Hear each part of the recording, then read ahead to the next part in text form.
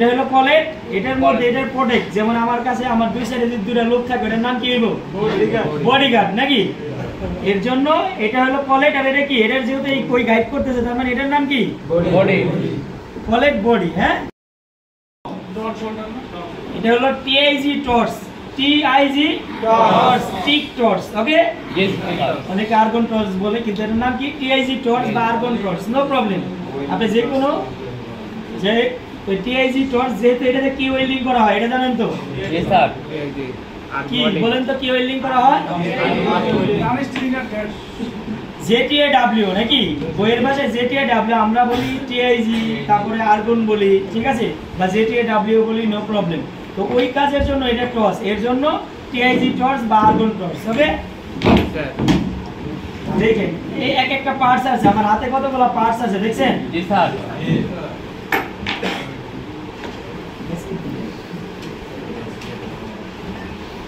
এই একটা পার্টস আমার হাতে দেখছেন, এটার নাম হইলো পলেট বডি।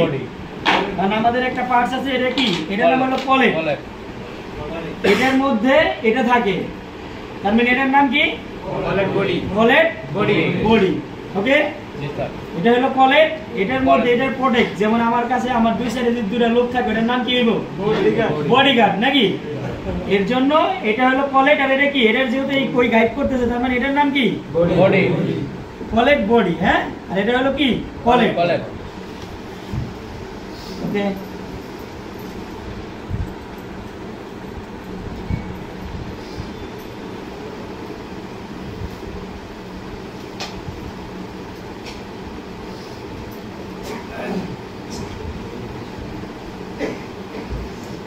আমরা সর্বপ্রথম পলেট বডিটা কি করব? এটার ভিতরে ইনস্টল করব, লাগাবো। হ্যাঁ, সর্বপ্রথম কি করব? পলেট বডি। হ্যাঁ, এরপর আমরা কি দেব? এটা কি? পলেট। তারপর আমরা মাথায় যেটা পরি ওটার নাম কি? তার মানে এটা long back cap, long back cap. আরেকটা আছে কি? শর্ট, মানে এটা যেমন লম্বা, আরেকটা আছে কি? শর্ট। তার মানে ওটার নাম কি? ওটা হলো শর্ট ব্যাক ক্যাপ। সবসময় মনে রাখতে হবে, মাথায় যেটা পরি ওটার নাম কি? ক্যাপ। তার মানে এটার নাম কি? ক্যাপ। হ্যাঁ, তারপরে আমরা কি করব? এটা টর্চে লাগাবো। হ্যাঁ,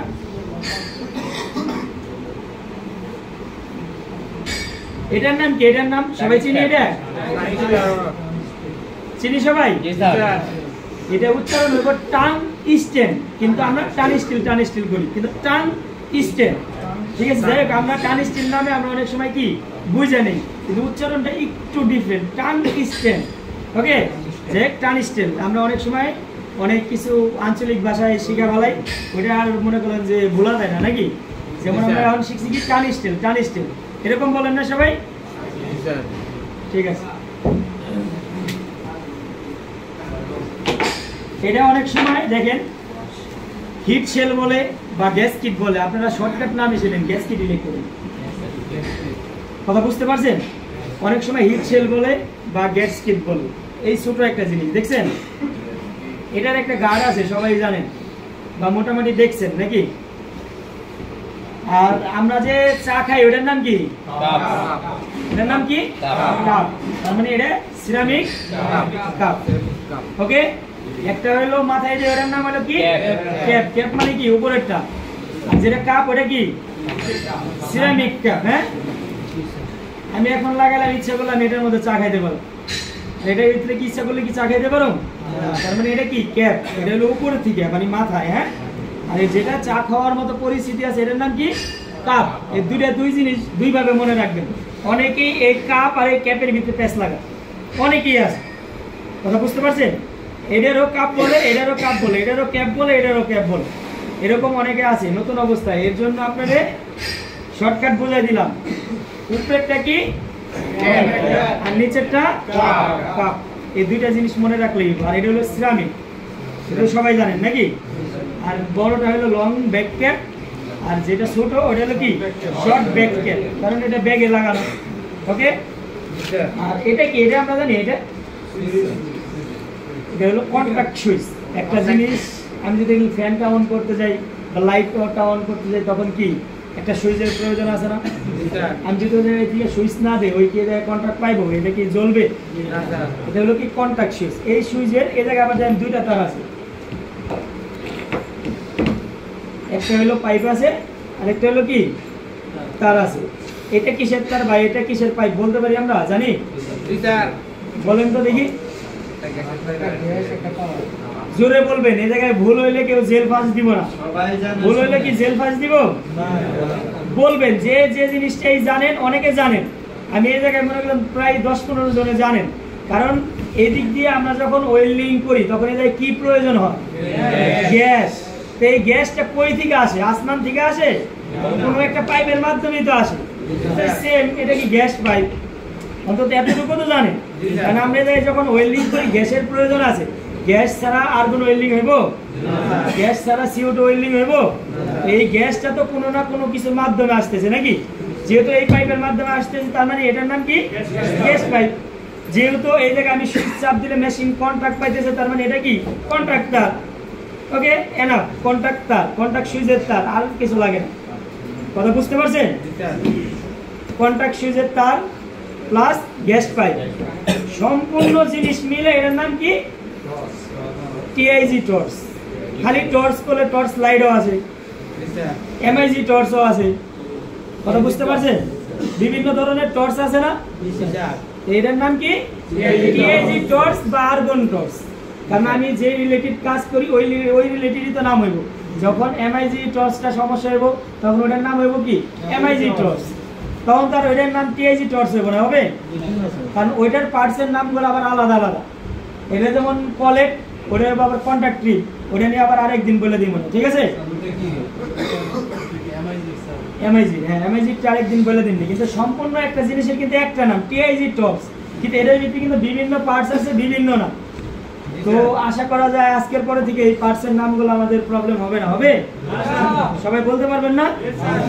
একটা জিনিস ড্যামেজ হয়ে গেলে যদি ওই জিনিসটা নাও নিয়ে আসেন অন্তত বলতে পারবেন যে আমার এই জিনিসটা লাগবে। ওকে, কারণ আমরা এই জায়গায় নেলে নিচে কাজ করি।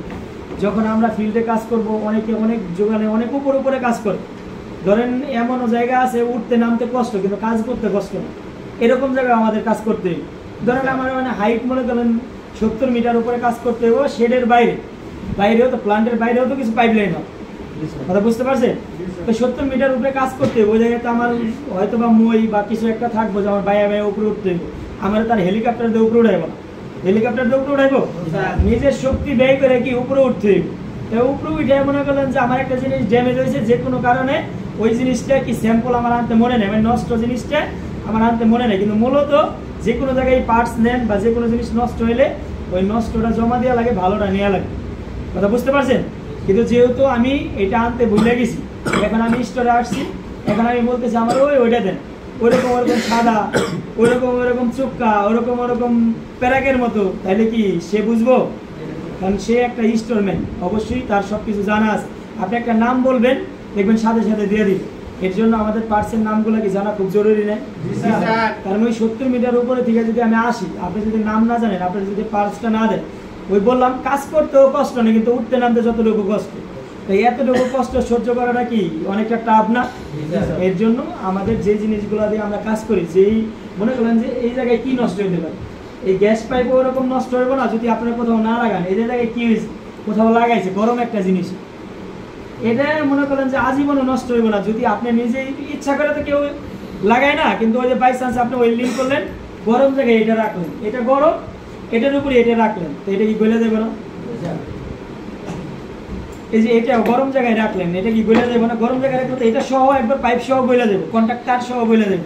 ওকে, বেশিরভাগ সমস্যা হয় এই সুইচটা। অনেক সময় অনেকদিন কাজ করতে করতে যে কোনো একটা জিনিস আমরা যদি টর্চ লাইট ইউজ করি তারপরেও কিন্তু সুইচের প্রবলেম হয়। অনেকদিন ইউজ করলে সুইচের প্রবলেম হয় না? এই সুইচে অনেক সময় প্রবলেম হয়, এটা সার্ভিস করলে অনেক সময় চলে যায়। কিন্তু গ্যাস প্যাক যদি পুরা ফেলান ওটা ঠিক হইব? তো গ্যাস প্যাক চেঞ্জ করতে হবে। আর সবচেয়ে আমাদের বেশি প্রবলেম হয় হলো আপনি মনে করেন যে কলেটটা বুঝছেন তো সবাই কোনটা? সবচেয়ে আর এই কলেট বডি মনে করেন যে আজকে লাগাইবেন, মনে হয় যে 6 মাস কাজ করলো কিছু হইব। কলেট বডি আপনি কিছু করতে পারবেন না, কারণ এটার তো মনে করেন যে এমনিও মোটা, আবার এটার আবার আরেকটা প্রোডাক্ট আছে। যত ঝাই ঝামেলা বা যত ঝড় আছে সবকিছু কোন দিক দিয়ে দেবো? সিরামিকের নাম কি? এটা কি সিরামিক? কি কাপ। ওকে, সিরামিক কাপ। যখন কাপ বা ক্যাপ মনে না থাকবো তখন করবেন যে মাথায় কি পরি আর ওই যে চা খেয়ে এসে চা তো আর ওই যে ক্যাপ দিয়ে খাই।